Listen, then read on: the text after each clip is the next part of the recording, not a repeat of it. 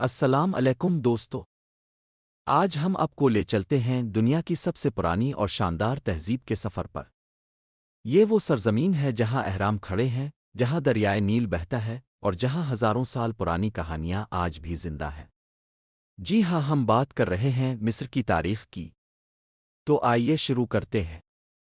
مصر کی تہذیب کا آغاز تقریباً 3100 قبل مسیح میں ہوا۔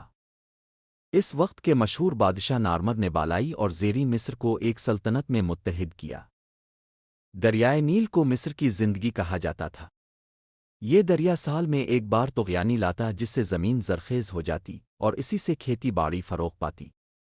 اسی وجہ سے مصر کو تحف نیل بھی کہا جاتا ہے۔ قدیم مصر کی سب سے بڑی پہچان ہیں اہرام مصر۔ ان میں سب سے مشہور ہیں گیزا کے اہرام جو تقریباً 2500 قبل مسیح میں بنائے گئے۔ یہ اہرام فرعونوں کی قبریں تھیں اور ان میں خزانے اور قیمتی اشیاء رکھی جاتی تھیں۔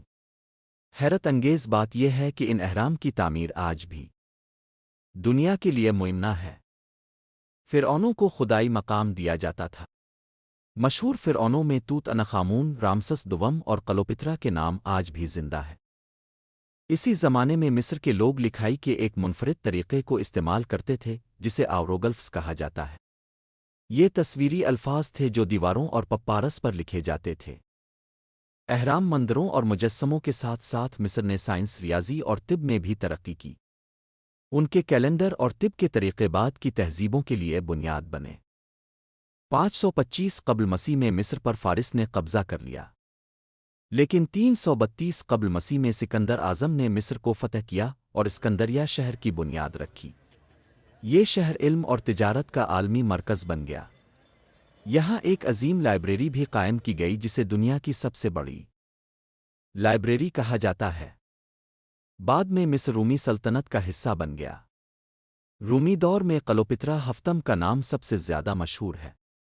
وہ ایک ذہین اور طاقتور ملکہ تھیں جن کی کہانی آج تک دنیا میں سنائی جاتی ہے۔ 7ویں صدی عیسوی میں اسلام مصر میں داخل ہوا۔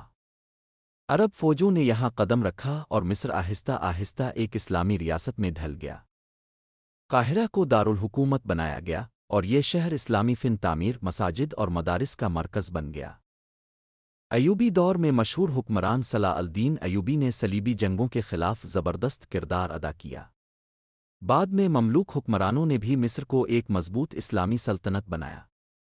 قاہرہ کو اس دور میں علم و فن کا شہر کہا جاتا تھا۔ 15ویں صدی کے بعد مصر عثمانی سلطنت کا حصہ بن گیا، لیکن 19ویں صدی میں برطانیہ نے مصر پر قبضہ کر لیا اور اسے اپنی کالونی بنا لیا۔ 19ویں صدی میں سوئز کینال کی تعمیر ہوئی جس نے دنیا کی تجارت کا نقشہ بدل دیا۔ 1952 میں مصر میں فوجی انقلاب آیا اور ملک نے مکمل آزادی حاصل کی۔ جنرل جمال عبد الناصر نے مصر کو ایک آزاد جمہوریہ قرار دیا۔ اس کے بعد مصر جدید دور میں داخل ہوا۔ آج کا مصر اپنی قدیم تہذیب، اسلامی ورثے اور جدید ترقی کے امتزاج کے ساتھ دنیا میں ایک منفرد پہچان رکھتا ہے۔ اہرام اور دریائے نیل آج بھی دنیا بھر سے لاکھوں سیاحوں کو اپنی طرف کھینچتے ہیں۔ تو دوستو، یہ تھی مصر کی 5000 سالہ تاریخ کا ایک دلچسپ سفر۔ اہرام سے لے کر قاہرہ کی مساجد تک اور کلوپترا سے لے کر جمال عبد الناصر تک، مصر کی سرزمین ہمیشہ دنیا کی تاریخ کا ایک اہم حصہ رہی ہے۔ اگر آپ کو یہ ویڈیو پسند آئی تو چینل کو سبسکرائب کریں اور ویڈیو کو لائک اور شیئر کرنا نہ بھولیں۔ شکریہ۔